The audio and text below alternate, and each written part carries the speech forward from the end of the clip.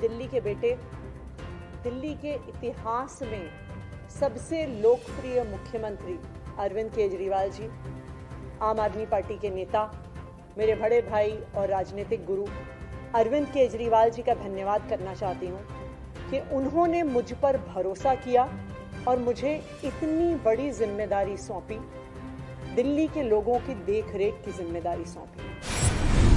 लेकिन आज मैंने मुख्यमंत्री के तौर पे शपथ ग्रहण जरूर किया है, लेकिन ये मेरे लिए, हम सब के लिए एक बहुत भावुक क्षण है जब अरविंद केजरीवाल जी दिल्ली के मुख्यमंत्री नहीं हैं।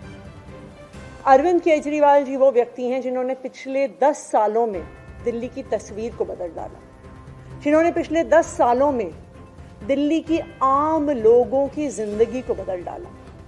अरविंद केजरीवाल जी वो व्यक्ति हैं जिन्होंने दिल्ली में रहने वाले एक आम इंसान का, एक गरीब इंसान का दर्द समझा, उनके रोज रोज का संघर्ष समझा। उन्होंने समझा कि एक आम परिवार के लिए किस तरह से अपना घर चलाना मुश्किल होता है। अरविंद केजरीवाल जी वो व्यक्ति हैं जिन्होंने दिल्ली वालों को फ्री बिजली दी, 24 घंटे बिजली।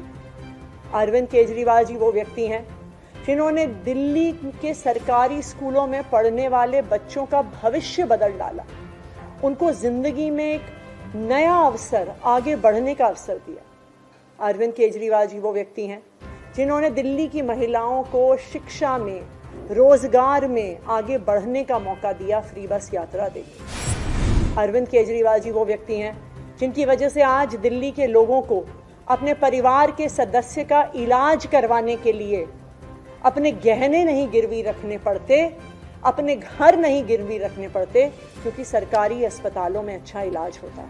तो जब अरविंद केजरीवाल जी दिल्ली के मुख्यमंत्री नहीं रहते तो ये हम सब के लिए एक बहुत मुश्किल और एक भावुक। क्यों अरविंद केजरीवाल जी दिल्ली के मुख्यमंत्री नहीं?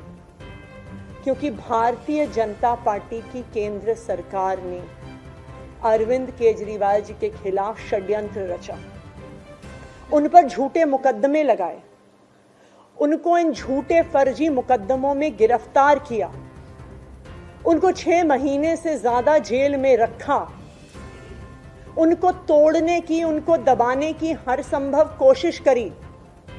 लेकिन अरविंद केजरीवाल जी टूटे नहीं, अरविंद केजरीवाल दबे नहीं।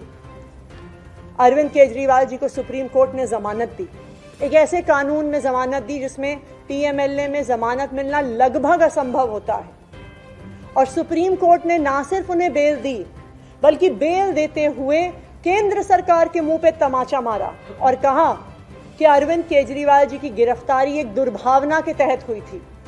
ये कहा कि केंद्र सरकार की एजेंसी सीबीआई, ईडी पिंजरे में बंद एक तोते की तरह हैं जो सिर्फ अपनी मालिक की आवाज में बोलती हैं। हो सकता है कि कोई और नेता होता तो उनके लिए अदालत का ये फैसला काफी था और वो तुरंत जाके मुख्यमंत्री की कुर्सी पे बैठ जाते। लेकिन अरविंद केजरीवाल जी ने इस देश की राजनीति में एक ईमानदारी और नैतिकता की मिसाल कायम करते हुए मुख्यमंत्री की कुर्सी से इस्तीफा दे दिया। उन्होंने कहा कि मेरे लिए सिर्फ अदालत का फैसला काफी नहीं है, मैं जनता की अदालत में जाऊंगा, और जब तक दिल्ली की जनता मुझे नहीं कहती कि मैं ईमानदार हूं, तब तक मैं मुख्यमंत्री की कुर्सी पर नहीं बैठूंगा। मुझे नहीं लगता कि इस देश के इतिहास में या शायद इस दुनिया के इतिहास में ऐसा कोई नेता रहा होगा, ऐसी ईमानदारी और नैतिकता की मिसाल रही होगी जो आज अरविंद केजरीवाल ने देश और दुनिया के सामने रखी है। अब हम सभी दिल्ली वालों को मिलकर एक ही काम करना है, अरविंद केजरीवाल जी को फिर से फरवरी में होने वाले चुनाव में दिल्ली का मुख्यमंत्री बनाना है। अगर दिल्ली के लोग अरविंद केजरीवाल जी को दिल्ली का मुख्यमंत्री नहीं बनाते तो जो फ्री बिजली आज दिल्ली वालों को मिल रही है, भारतीय जनता पार्टी अपना षड्यंत्र रच के उसको खत्म कर देगी। जो सरकारी स्कूल अरविंद केजरीवाल जी ने सुधारे हैं वो फिर से बदहाल हो जाएंगे, मोहल्ला क्लिनिक बंद हो जाएंगे, अस्पतालों में इलाज बंद हो जाएगा, महिलाओं की फ्री बस यात्रा बंद हो जाएगी।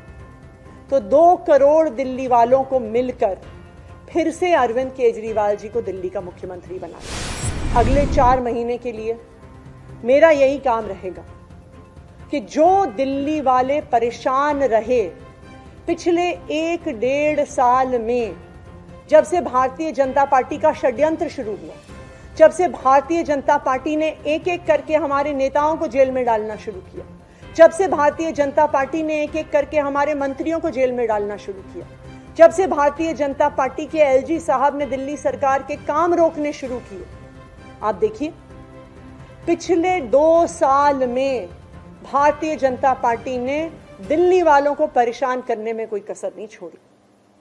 जब से अरविंद केजरीवाल जी जेल गए, दिल्ली वाले भी परेशान हुए।